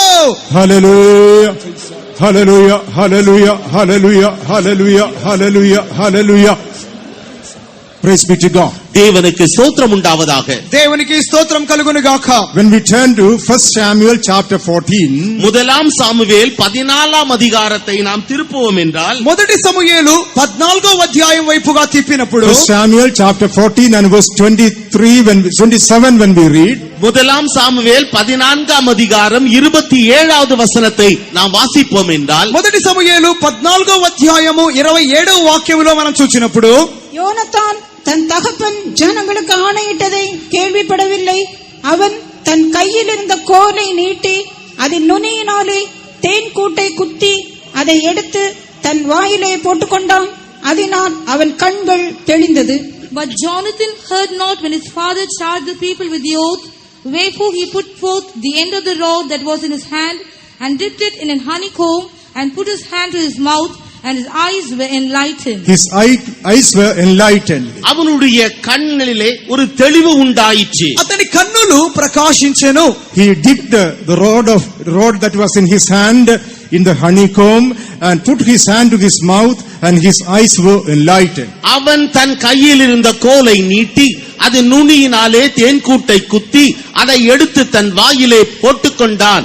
அதனால் அவன் கண்கள் தெளிந்தது. తన చేతి కర్ర చాపి దాని కొనను తేనె పట్టులో ముంచి తన చెయ్యి నోటిలో పెట్టుకొనగా అతని కన్నులు ప్రకాశించెను. Yes, beloved ones, the eyes of our understanding should be enlightened in the presence of God. ஆம் பிரியமானவர்களே, கர்த்தருடைய சமூகத்திலே நம்முடைய மன கண்கள் பிரகாசிக்கப்பட வேண்டும். అవును ప్రియమైన వారలారా, దేవుని సన్నిధానములో మన మనోనేత్రములు వెలిగింపబడవలెను. In Ephesians chapter 1 and verse 18 when we read, எபேசியர் 1 18வது வசனத்தை நாம் வாசிப்போம் என்றால், ఎఫెసీయులకు రాసిన పత్రిక 1వ అధ్యాయము 18వ వాక్యములో, when our eyes are enlightened, we will be able to know the hope of our calling. நம்முடைய மனக்கண்கள் பிரகாசிக்கும் பொழுது மாத்திரமே நம்முடைய அழைப்பினுடைய மகிமையை நம்மால் கண்டு உணர முடியும். మన మనోనేత్రములు వెలిగింపబడినప్పుడు మాత్రమే మన పిలుపు వలనైన నిరీక్షణ ఎట్టిదో మనము గ్రహించగలము. We will be able to see the riches of his glory and the inheritance in the saints. பரிசுத்தவான்கள் மத்தியிலே இருக்கிறதான நம்முடைய சுதந்திரத்தின் மகிமையின் ஐஸ்வர்யம் இன்னதென்று நம்மால் உணர்ந்து கொள்ள முடியும். పరిశుద్ధుల మధ్యలో ఆయన యొక్క స్వాస్థ్యం యొక్క మహిమ ఐశ్వర్యం ఎట్టిదో మనము తెలుసుకొనగలము. And we will be able to experience the exceeding great power which is working towards us. நம் மீது நம் கிரியை செய்கிறதான அந்த மகா வல்லமையின் அந்த அந்த அந்த வல்லமையானது நமக்குள்ள எப்படி கிரியை செய்கிறது என்பதை நம்மால் உணர்ந்து கொள்ள முடியும். మన జీవితములో క్రియ చేయించినటువంటి ఆయన బలాతిశయమును మనము గ్రహించగలము. St. Paul says he is praying on behalf of these things. பரிசுத்த பவுல் சொல்லுகிறார், இவைகள் எல்லாவற்றுக்குமாக அவர் ஜெபிக்கிறார் என்று அவர் விளம்புகிறார். ఇక్కడ పౌలు చెప్పుచున్నప్పుడు వీటన్నిటి నిమిత్తమై నేను ప్రార్థన చేయుచున్నాను అని చెప్పుచున్నాడు. In the fellowship of the church, సభయినుடைய ఐక్యத்திலே, సంఘము యొక్క సహవాసము నిమిత్తమై God is enlightening the eyes of our understanding that we will be able to see the hope of our calling. நம்முடைய அழைப்பின் மேன்மையை நாம் உணர்ந்து கொள்ளும்படியாக தேவன் தாமே நம்முடைய மனக்கண்களை அவர் பிரகாசித்துக் கொண்டிருக்கிறார். మన పిలుపు యొక్క శ్రేష్టత ఎట్టిదో మనం గ్రహించు నిమిత్తమై దేవుడు మన యొక్క మనోనేత్రములను వెలిగింపచేయుచున్నాడు. God is enabling us to understand the riches of glory in the saints of God, the inheritance which God has in store for us. தேவன் நமக்காக நியமித்து வைத்திருக்கிறதான அந்த ஐஸ்வரியத்தை, பரிசுத்தவான்களிடத்தில் தமக்கு உண்டாயிருக்கிற ஐஸ்வரியத்தினுடைய மகிமையின் ஐஸ்வரியம் இன்னதென்று நாம் அறிந்து கொள்ளும்படியாக அவர் நமக்கு இதை தந்தருளுகிறார். పరిశుద్ధులలో ఆయన స్వాస్థ్యం యొక్క మహిమైశ్వర్యము ఎట్టిదో మనం గ్రహించు నిమిత్తమై మనోనేత్రములు ఆయన వెలిగింపచేయుచున్నాడు. He is enlightening our eyes of understanding to experience the power which is enabling us to press forward to attain that glory and our inheritance. நாம் நம்முடைய ஆவிக்குரிய ஜீவியத்தில் முன்னேறி நமக்காக நியமித்து வைக்கப்பட்டிருக்கிறதான அந்த சுதந்திரத்தையும் அந்த மகிமையின் ஐஸ்வரியத்தையும் நாம் பெற்றுக்கொள்ளும்படியாக நம்முடைய மனக்கண்களை அவரே பிரகாசிக்க பண்ணுகிறார். మన ఆత్మీయ జీవితములో ముందుకు సాగి వెళ్ళుచు ఆయన మన కొరకై ఉంచిన స్వాస్థ్యమును మహిమైశ్వర్యమును పొందుకొను నిమిత్తమై ఆయన మన యొక్క మనోనేత్రములను వెలిగింపజేయుచున్నాడు. If it is so, we will not be going after the temporal perishing things of this world. அப்படி என்றால் நாம் ஒருபோதும் அழிந்து போகிறதான இந்த உலகத்தின் பொருட்களின் பின்னே நாம் செல்லவே மாட்டோம். ఆ విధముగా అయినట్లయితే ఈ లోకములో నశించిపోయేటటువంటి వస్తువుల వెంబడి మనము వెళ్ళము. We won't be going after the fashions and the vanity of this world. இந்த உலகத்தின் மாயையின் பின்னாலேயும் ஆடம்பரத்தின் பின்னாலேயும் நாம் ஒருபோதும் செல்ல மாட்டோம். ఈ లోకములోని ఆడంబరముల వెంటను వ్యర్థముల వెంటను మనము వెళ్ళనేరము. A glorious inheritance is in store for us in the kingdom of God. தேவனுடைய ராஜ்யத்திலே ஒரு மகிமையின் ஐஸ்வரியமானது நமக்கென்று வைக்கப்பட்டிருக்கிறது. దేవుని రాజ్యములో ఒక మహిమైశ్వర్యమనున్నది మన నిమిత్తమై సిద్ధపరచబడి ఉన్నది. Incorruptible, undefiled and which does not fade away at all. அழியாததும் மாசற்றதும் வாடாததுமான ஒரு ஐஸ்வர்யம். అక్షయమైన నిర్మలమైన వాడబారని స్వాస్థ్యము. And God is sending his power, exceeding great and precious promises also have been given to us in order to inherit that kingdom or that glorious inheritance. அந்த மகிமையின் ஐஸ்வரியத்தை அவருடைய ராஜ்யத்தை நாம் பெற்றுக்கொள்ளத்தக்கதாக தேவன் தாமே அவருடைய பலத்த வல்லமையுள்ள அந்த சத்துவத்தை அவர் நமக்கு தந்திருக்கிறார். దేవుడు ఆ యొక్క మహిమ ఐశ్వర్యం మనం పొందుకొను నిమిత్తమై ఆయన యొక్క ఉన్నతమైన వాగ్దానములను మనకు దయచేయుచున్నాడు. Yes, when we are under this road, we will not be going after worldliness, temporal pleasures of this life or vanity.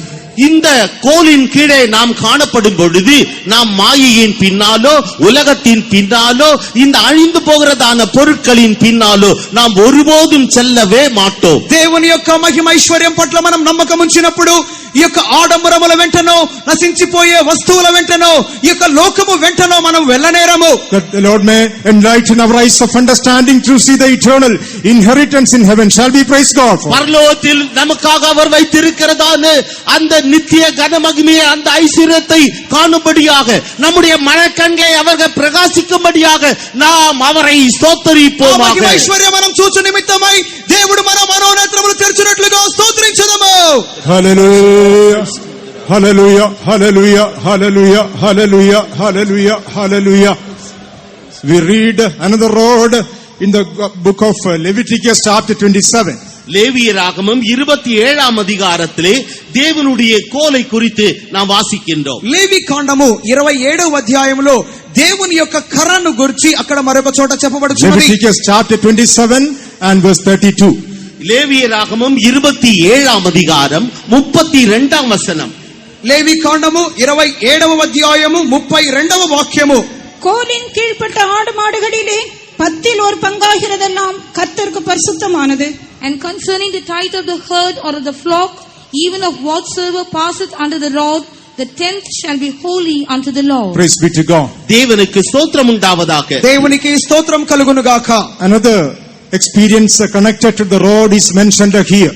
இங்கு இந்த கோலை குறித்ததான இன்னொரு அனுபவமானது சொல்லப்பட்டிருக்கிறது. ఇక్కడ చెప్పబడినటువంటి ఈ కోల లేక దండమును గురించి మరి యొక్క అనుభవము చెప్పబడుచున్నది. It speaks about the tithe and offering that we have to pay for the Lord. நாம் தேவனுக்கென்று செலுத்த வேண்டியதான தசம பாகத்தையும் காணிக்கையும் இது குறிப்பிடுகிறது. ఇక్కడ మనము దేవునికి చెల్లించవలసిన దశమ భాగములను అర్పణలను గురించి చెప్పబడుచున్నది. Whatever blessings God has given us in this life, இந்த ஜீவியத்திலே தேவன் நமக்கு தந்ததான எல்லா விதமான ஆசீர்வாதங்களிலும் ఈ యొక్క జీవితములో దేవుడు మనకిచ్చినటువంటి ఎట్టి ఆశీర్వాదములలోనైనను 1/10 or tithe belongs to the Lord. 10ல் 1 பங்கு தசம பாகம் தேவனுக்குரியது. దానిలో 10వ వంతు దేవునికి చెందినది. This is a road which God has appointed for us. இத்தகைய கோலை தேவன் நமக்கென்று அவர் நியமித்திருக்கிறார். ఇటువంటి కోల దండమును దేవుడు మనకు నియమించి ఉన్నాడు. In the book of Malachi chapter 3 when we read, மல்கியாவின் புஸ்தகம் 3ஆம் அதிகாரத்தில் நாம் வாசிக்கின்றோம். మలాకి 3వ అధ్యాయంలో మనం చదివినప్పుడు Malachi chapter 3 and verse 10. மல்கியா 3ஆம் அதிகாரம் 10ஆம் வசனம். మలాకి పుస్తకము 3వ అధ్యాయము 10వ వాక్యము. என் ஆலயத்தில் ஆகாரம் உண்டாயிருக்கும்படி தசம பாகங்களை எல்லாம் பண்டசாலையிலே கொண்டு வாருங்கள். அப்பொழுது நான் வானத்தின் பலகணிகளை திறந்து இடம் கொள்ளாமற் போகுமட்டும் உங்கள் மேல் ஆசீர்வாதத்தை வர்ஷிக்க மாட்டேனோ என்று அதனால் என்னை சோதித்து பாருங்கள் என்று சேனைகளின் கர்த்தர் சொல்லுகிறார். Bring ye all the tithes into the storehouse, that there may be meat in mine house, and prove me now herewith, said the Lord of hosts, if I will not open you the windows of heaven and pour you out a blessing, that there shall not be room enough to receive it. Praise be to God. தேவனுக்கு ஸ்தோத்திரம் உண்டாவதாக. దేవునికి స్తోత్రం కలుగును గాక. I will open you the windows of heaven and pour out you a blessing that there shall be no room enough to receive it. நான் வானத்தின் பலகணிகளை திறந்து இடம் கொள்ளாமற் போகுமட்டும் உங்கள் மேல் ஆசீர்வாதத்தை வர்ஷிக்க மாட்டேனோ. నేను ఆకాశపు వాకిండ్లను విప్పి పట్టజాలనంత విస్తారముగా దీవెనలను కుమ్మరించెదను. Bring all the tithes into the storehouse that there may be meat in my house. ஆகாரம் உண்டாயிருக்கும்படி தசம பாகங்களை எல்லாம் பண்டசாலையிலே கொண்டு வாருங்கள். నా మందిరములో ఆహారం ఉండునట్లుగా 10వ భాగమంతయు మీరు నా మందిరపు నిధిలోనికి తీసుకొని రండి. Yes, this is a road under which we have to be found. இந்த கோலின் கீழே நாம் காணப்பட வேண்டும். ఇటువంటి కర్ర కింద మనము కనబడవలెను. If we are not found under this rod, இந்த கோலின் கீழே நாம் காணப்படாவிட்டால், ఈ యొక్క దండము కింద మనము కనబడనట్లయితే, in the 8th verse it is written, we are robbing God. 8வது வசனத்திலே சொல்லப்பட்டிருக்கிறது, நாம் தேவனை வஞ்சிக்கின்றோம். 8వ వాక్యములో చెప్పబడుచున్నది, మనము దేవుని యొద్ద దొంగతనము చేయుచున్నాము. In tithes and offering, we are robbing God. நாம் தசம பாகத்திலும் காணிக்கையிலும் தேவனை வஞ்சிக்கின்றோம். మనము దశమ భాగములలోను కానుకలలోను దేవుని యొద్ద దొంగిలుచున్నాము. If the Lord is to bless us in our life, நம்முடைய ஜீவியத்தில் தேவன் நம்மை ஆசீர்வதிக்க வேண்டும் என்றால், మన జీవితములో దేవుడు మనలను ఆశీర్వదించవలెను అన్నట్లయితే, if we are to rule and reign in the midst of our enemies, நம்முடைய சத்துருக்களின் மத்தியிலே நாம் ஆளுகை செய்ய வேண்டும் என்றால், మన శత్రువుల మధ్యలో మనము వారిని ఏలుబడి చేయవలెను అన్నట్లయితే, we need to be found under this rod in the presence of God. கர்த்தருடைய சன்னிதானத்திலே இந்த தேவனுடைய கோலின் கீழ் நாம் காணப்பட வேண்டும். దేవుని సన్నిధానములో ఈ దండము కింద మనము కనబడవలెను. Faithful in paying tithes and offering in the house of God. தேவனுடைய வீட்டிலே தசம பாகம் காணிக்கையை செலுத்துவதிலே உண்மையுள்ளவர்களாக இருக்க வேண்டும். దేవుని ఇంటిలో దశమ భాగములు కానుకలు చెల్లించుటలో నమ్మకస్తులుగా ఉండవలెను. When we turn to 2 Samuel chapter 7, 2 Samuel 7ஆம் அதிகாரத்தை நாம் திருப்புவோம் என்றால், 2వ సమూయేలు 7వ అధ్యాయం వైపుగా మనం తిప్పినప్పుడు, 2 Samuel chapter 7 and verse 14. 2 Samuel 7ஆம் அதிகாரம் 14ஆம் வசனம். 2వ సమూయేలు 7వ అధ్యాయము 14వ వాక్యము, நான் அவனுக்கு பிதாவாயிருப்பேன், அவன் எனக்கு குமாரனாயிருப்பான். அவன் அக்கிரமம் செய்தான், நான் அவனை மனுஷருடைய மிலாற்றினாலும் மனுபுத்திரருடைய அடிகளினாலும் தண்டிப்பேன். I will be his father and he shall be my son. If he commit iniquity, I will chasten him with the rod of men and with the stripes of the children of men. I will chasten him with a rod of men. நான் அவனை మనుషనుடைய మిలాఖిனால் అడిపేన్. అతనిని నరుల దండముతో నేను శిక్షింతును. This is another rod which God is keeping us under with.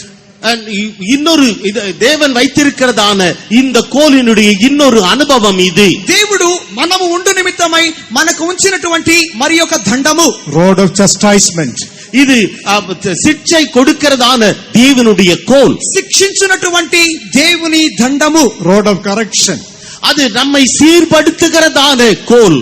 సరిచేయునటువంటి దండము. When we go wrong in our spiritual life, நம்முடைய ஆவிக்குரிய ஜீவியத்திலே நாம் பிழையாக நடக்கின்ற போது, ఆత్మీయ జీవితములో తప్పైన రీతిలో నడిచినప్పుడు, God is correcting us and chastising us. தேவன் தாமே நம்மை சிட்சிக்கிறார், நம்மை சரிபடுத்துகின்றார். దేవుడు మనలను సరిచేసి శిక్షించుచున్నాడు. In the book of Proverbs chapter 23 when we read, நீதிமொழிகள் 23ஆம் அதிகாரத்தை நாம் வாசிப்போம் என்றால், సామెతలు 23వ అధ్యాయములో మనం చూచినప్పుడు, and in the 13th verse it is written, 13வது வசனத்திலே எழுதப்பட்டிருக்கிறது, 13వ వాక్యములో చెప్పబడి ఉన్నది, withhold not correction from the child, for if thou beatest him with the rod, he shall not die. பிள்ளையை தண்டியாமல் விடாதே, அவனை பிரம்பினால் அடித்தால் அவன் சாகான். నీ బాలురను శిక్షించుట మానుకొనకుము, బెత్తముతో వాని కొట్టిన ఎడల వాడు చావకుండును. Thou shalt beat him with the rod, 14th verse says, and shall deliver his soul from hell. 14வது வசனத்திலே சொல்லப்பட்டிருக்கிறது, நீ பிரம்பினால் அவனை அடிக்கிறதினால் பாதாளத்திற்கு அவன் ஆத்துமாவை தப்புவிப்பாயே. 14వ వాక్యములో చెప్పబడినది, బెత్తముతో వాని కొట్టిన ఎడల పాతాళమునకు వాని ఆత్మ పోకుండా నీవు వానిని తప్పించుదువు. Because our God is loving us, He chastises us and corrects our life. தேவன் நம்மை நேசிக்கின்றபடியினாலே அவர் நம்மை சிட்சித்து நம்மை அவர் சரி செய்கிறார். దేవుడు మనలను ప్రేమించుచున్నందువలన ఆయన మనను శిక్షించి మనలను సరిచేయుచున్నాడు. He is correcting our life that we may not go astray from His presence. அவருடைய சமூகத்தை விட்டு நாம் விலகி செல்லாதபடிக்கு அவர் நம்மை சிட்சிக்கிறார். ఆయన సన్నిధానమును వదిలి దూరస్థులముగా కాకుండా నిమిత్తమై మనలను శిక్షించుచున్నాడు. The Bible says the correction is grievous unto him that forsakes the way. மாறுபாடான வழிகளை உடையவனுக்கு இந்த சரிபடுத்துதலானது அது தீமையாய் தோன்றும். ఈ దేవు శిక్షణనది దుర్బీజులకు అది ఏహ్యముగా ఉండును. When God corrects us, let us receive it in the right spirit. தேவன் நம்மை சிட்சிக்கின்ற பொழுது நாம் சரியான ஆவியிலே அதை ஏற்றுக்கொள்வோமாக. మనము దేవుడు మనల్ని శిక్షించినప్పుడు దానిని సరి అయిన ఆత్మతో స్వీకరించుదము. In the book of Proverbs chapter 13 when we read, நீதிமொழிகள் 13ஆம் அதிகாரத்தை நாம் வாசிப்போம் என்றால் సామెతలు 13వ అధ్యాయమును మనం చదివినప్పుడు in verse 24 it is written, 24வது వచనத்திலே எழுதப்பட்டிருக்கிறது, 24వ వాక్యములో చెప్పబడి ఉన్నది, he that spareth his rod hateth his son.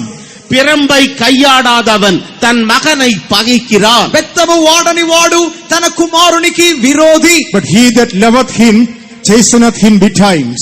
அவன் மேல் அன்பாய் இருக்கிறவனோ அவனை ஏற்கனவே தண்டிக்கிறான். కుమారుని ప్రేమించువాడు వారిని శిక్షించును. The Lord is making his rod of correction upon us to prove that he loves us. அவர் தாமே நம்மீது அவருடைய சிட்சியின் கோலை பயன்படுத்தி அதன் நிமித்தமாக அவர் நம்மை நேசிக்கிறார். ఆయన మనలను ప్రేమించుచున్నాడు అని మన పట్ల రుజువు చేయ నిమిత్తమై మనలను శిక్షించుచున్నాడు. Let us take every correction of the Lord in the right spirit. தேவன் நம்மை சீர்படுத்துகின்ற பொழுது அதை நல்ல ஆவியிலே நாம் அதை எடுத்துக்கொள்வோமாக. దేవుడు మనల్ని శిక్షించినప్పుడు దానిని సరి అయిన ఆత్మతో స్వీకరించుదము. When the Lord is correcting with the rod of punishment or chastisement, நம்மை சிட்சிக்கிற முறையிலே தேவன் அந்த சிட்சையின் கோலை நம்மீது பயன்படுத்துகின்ற போது, దేవుడు మనలను శిక్షించు నిమిత్తమై ఆయన తన దండమును ఉపయోగించినప్పుడు, we are able to see the next rod which we have to remember in our life. நம்முடைய ஜீவியத்திலே நாம் நினைவு கூற வேண்டியதான இன்னொரு கோலை இது ஞாபகப்படுத்துகின்றது. మన జీవితములో మనము జ్ఞాపకం ఉంచుకొను నిమిత్తమై ఇంకొక దండమును గురించి ఇక్కడ చెప్పుచున్నది. Book of Numbers chapter 17 when we read, எண்ணாகமம் 17ஆம் அதிகாரத்தை நாம் வாசிக்கின்ற போது, సంఖ్యాకాండము 17వ అధ్యాయములో చెప్పబడినట్లు, Numbers chapter 17 and verse 8, எண்ணாகமம் 17ஆம் அதிகாரம் 8ஆம் வசனம். సంఖ్యాకాండము 17వ అధ్యాయము 8వ వాక్యము. மறுநாள் மோசே சாட்சியின் கூடாரத்துக்குள் பிரவேசித்த போது இதோ லேவியின் குடும்பத்தாருக்கு இருந்த ஆரோனின் கோல் துளிர்த்திருந்தது. அது துளிர் விட்டு பூ பூத்து வாதுமை பழங்களை கொடுத்தது. And it came to pass that on the morrow Moses went into the tabernacle of witness, and behold, the rod of Aaron for the house of Levi was budded and brought forth buds and bloomed blossoms and yielded almonds. here it is mentioned about the Aaron's rod that budded. இங்கு ஆரோனுடைய துளிர்த்த கோலை குறித்து சொல்லப்பட்டிருக்கிறது. ఇక్కడ అహరోను యొక్క చిగిర్చిన కర్రను గురించి చెప్పబడి ఉన్నది. It speaks about the calling and election which God has given us. தேவன் நமக்கு தந்ததான அந்த அழைப்பை இது தெரிந்து கொள்ளுதலை இது உறுதிப்படுத்துகிறது. ఇక్కడ దేవుడు మనల్ని పిలుపును ఏర్పాటును గురించి చెప్పుచున్నది. We must remember the calling and election which God has given us. தேவன் நமக்கு தந்ததான அழைப்பையும் தெரிந்து கொள்ளுதலையும் நாம் நினைவு கூற வேண்டும். దేవుడు మనకు అనుగ్రహించినటువంటి పిలుపును ఏర్పాటును మనము జ్ఞాపకం చేసుకొనవలెను. According to the calling which God has given us, we need to be fruitful in the presence of God. தேவன் நமக்கு தந்ததான அழைப்பின்படியே அவருடைய சமூகத்திலே நாம் கனி கொடுப்பவர்களாக இருக்க வேண்டும். దేవుడు మనల్ని పిలిచిన పిలుపు వలనైనా దానికి తగినట్లుగా మనం ఫలించవలెను. Here in Numbers 17:8 it is written, எண்ணாகமம் 17ஆம் அதிகாரம் 8வது வசனத்திலே சொல்லப்பட்டிருக்கிறது, సంఖ్యాకాండం 17వ అధ్యాయము 8వ వాక్యములో చెప్పబడి ఉన్నది, the rod of Aaron for the house of Levi was budded and brought forth the buds and bloomed blossoms and yielded almonds. லேவியின் குடும்பத்தாருக்கு இருந்த ஆரோனின் கோல் துளிர்த்திருந்தது. அது துளிர்விட்டு பூ பூத்து வாதுமை பழங்களை கொடுத்தது. లేవి కుటుంబపుదైన అహరోను కర్ర చిగిర్చి ఉండెను. అది చిగిర్చి పువ్వులు పూసి బాదము పండ్లు గలదాయను. God expects that we must be bearing fruit according to the calling which God has given us. தேவன் நமக்கு தந்ததான அழைப்பின்படியே நாம் அவருக்கென்று கனிகளை பிறப்பிக்க வேண்டும் என்று தேவன் நம்மில் எதிர்பார்க்கிறார். దేవుడు మనలను పిలిచిన పిలుపుకు తగినట్లుగా మనము ఫలములు ఫలించవలెను అని దేవుడు మన ఎడల ఆయన ఎదురు చూచుచున్నాడు. Dear child of God, tonight make sure of your calling and election. பிரியமான தேவனுடைய பிள்ளையே, இந்த இரவில் தானே உன்னுடைய அழைப்பையும் தெரிந்து கொள்ளுதலையும் உறுதிப்படுத்திக் கொள்வாயாக. ప్రియమైన వారలారా, ఈ రాత్రి కాలముననే మీ పిలుపును ఏర్పాటును నిశ్చయం చేసుకొనుడి. Come under the rod which God has appointed for you. உனக்கென்று நியமித்திருக்கிறதான அந்த தேவனுடைய கோலின் கீழே நீ வந்தடைவாயாக. దేవుడు మీ కొరకై సిద్ధపరిచినటువంటి ఆ కర్ర కిందికి మీరు రండి. Tonight the Lord is urging some of the young people who are seated here to come out to serve God in the full-time consecrated ministry. இந்த இரவில் தானே இங்கு வீற்றிருக்கிறதான சில இளைஞர்களை, வாலிபர்களை தேவன் தாமே முழு நேர ஊழியத்திற்காக, இந்த பிரதிஷ்டையுள்ள ஊழியத்திற்காக அவர் உன்னை அழைக்கிறார். ఈ రాత్రి కాలమందు దీని మూలముగా ఇక్కడ కూర్చొని ఉన్నటువంటి కొంతమంది యవనస్తులను సంపూర్ణ సమయ ప్రతిష్ట కలిగిన సేవ కొరకై దేవుడు పిలుచుచున్నాడు. He wants you to come under this rod so that you can be fruitful for the glory of God.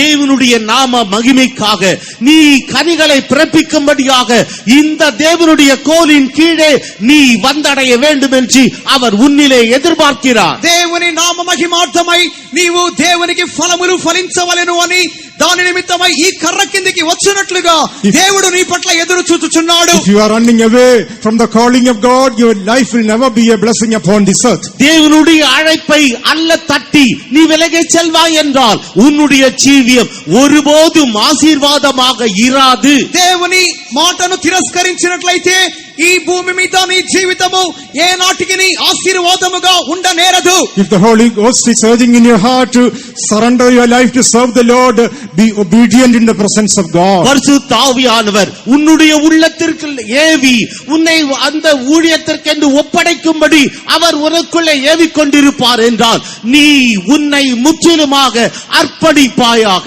దేవుని సన్నిధానములో ఆత్మ దేవుడు మిమ్మల్ని ప్రేరేపించుచున్నట్లయితే ఆయన చిత్తము చేయు నిమిత్తమై సంపూర్ణముగా సమర్పించుకొనుడి. Tonight the rod of the Lord is stretched forth in our midst.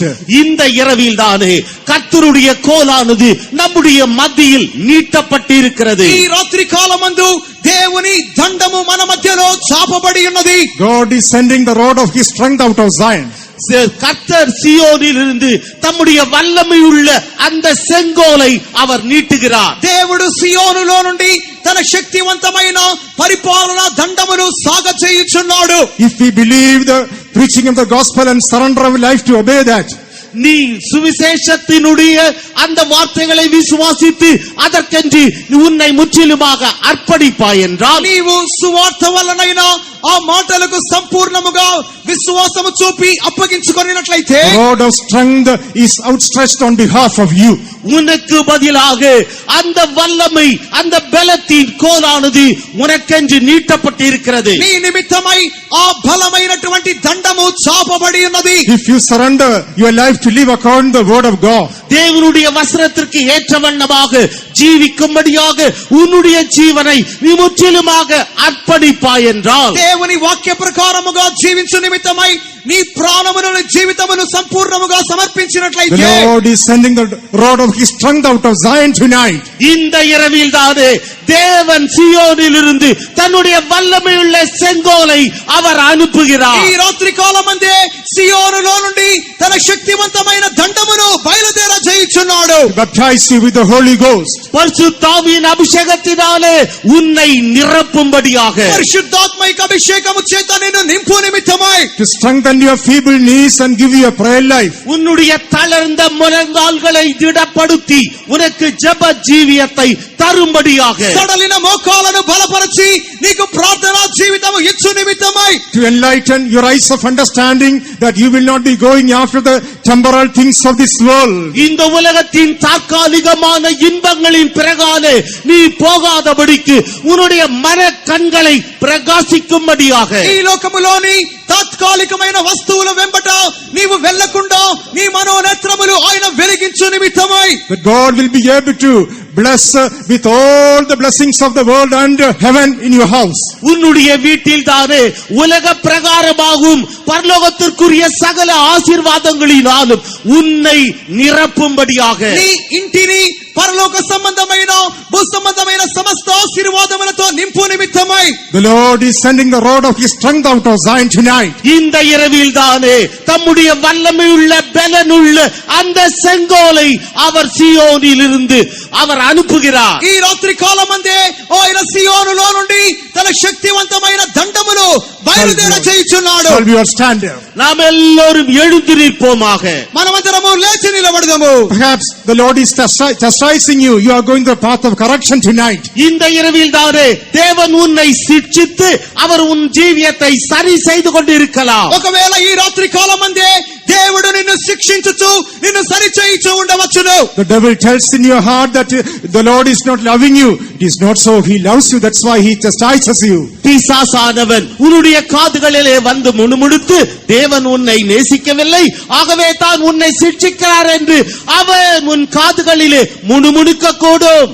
ఈ రాత్రి కాలమందు సాతాను నీ యొద్దకు వచ్చి దేవుడు నిన్ను ప్రేమించటలేదు, అందుకొరకే నిన్ను శిక్షించుచున్నాడు అని ఆడు సలుగుచూ ఉండవచ్చును.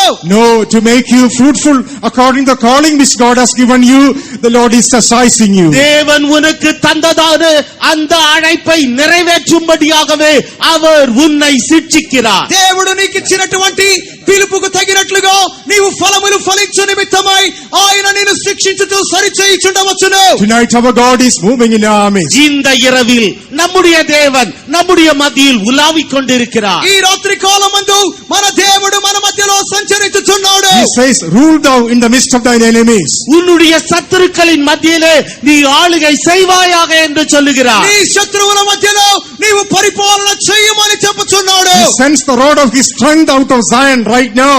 இப்பொழுதே சீயோனிலிருந்து தம்முடைய வல்லமை உள்ள செங்கோலை அவர் அனுப்புகிறார். ఇప్పుడే సియోనులో నుండి తన శక్తివంతమైన దండమును సాగచేయుచున్నాడు. To strengthen you so that you will be able to rule and reign in the midst of your enemies. நீ பலப்பட்டு உன்னுடைய சத்துருக்களின் மத்தியிலே நீ ஆளுகை செய்யும்படியாக. నీవు బలమునంది నీ శత్రువుల మధ్యలో ఏలుబడి చేయు నిమిత్తమై. Satan is our enemy.